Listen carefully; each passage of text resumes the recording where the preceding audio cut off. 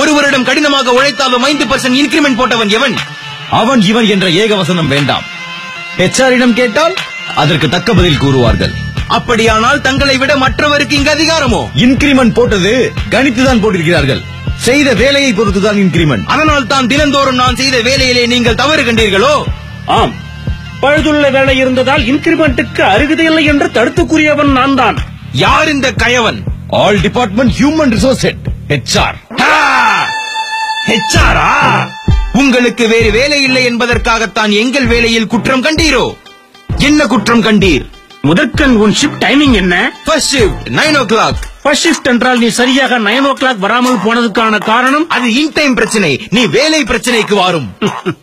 எம்ப்ளாயிக்கு முதலில் shift timing தான் முக்கியம், அதை தாம் புரிந்து கொள்ள வேண்டும். இன் டைமிங், டீ பிரேக், ஒர்க் அவர், லஞ்ச் பிரேக், ஒர்க் அவர், அவுட் டைமிங் அனைத்தும் அறிவோம். அது பற்றி உமது அறிவுரை தேவையில்லை. எனக்கு வேலை செய்ய தெரியும். எல்லாம் தெரிந்துவிட்டால் செய்யும் வேலையில் பிழை இருக்காது என்று அர்த்தமா? அது பற்றி நான் குற்றம் கூறக்கூடாதா?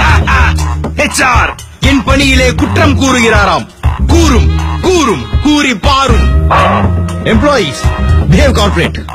உங்களுக்குள்ள கான்வர்சேஷன் தேவைதான், ஆனா அதுவே ஆர்குமெண்ட்ஸா மாறிடக்கூடாது. சண்டையும் சச்சரவும் HR-இன் பரம்பரை சொத்து. அதை மாற்ற யாராலும் முடியாது. பொறுத்து பாரும். HR அவர்களே, என் பணியில் எங்கு குற்றம் கண்டீர்? கான்டாக்டிலா இல்லை பெர்ஃபார்மன்ஸிலா? பெர்ஃபார்மன்ஸில் குற்றம் இல்லை, இருந்தாலும் அதை சரி செய்து கொள்ளலாம். கான்டாக்டில் தான் குற்றம் இருக்கிறது. என்ன குற்றம்?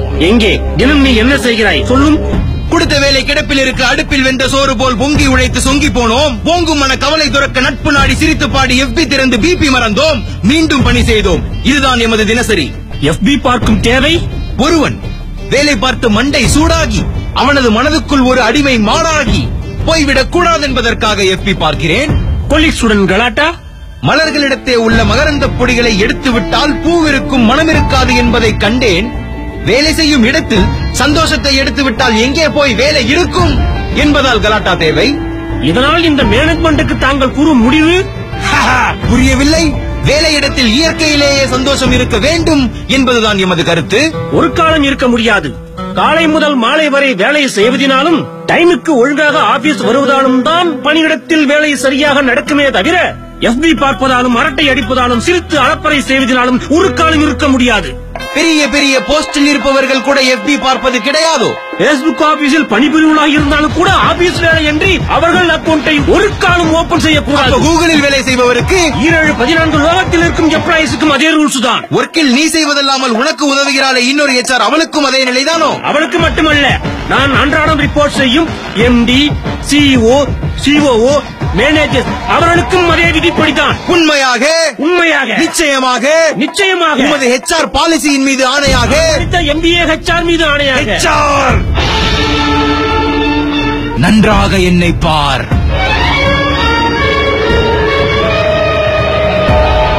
டேய் எம்ப்ளாயி, நீ பேப்பர் போட்டுட்டு கூட போய்க்கு.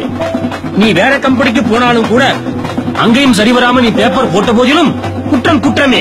பேப்பர் போட்ட போதிலும் குற்றம் குற்றமே. Employee, don't put paper. I'll talk to the higher management as and when let you know. We'll keep you also in loop.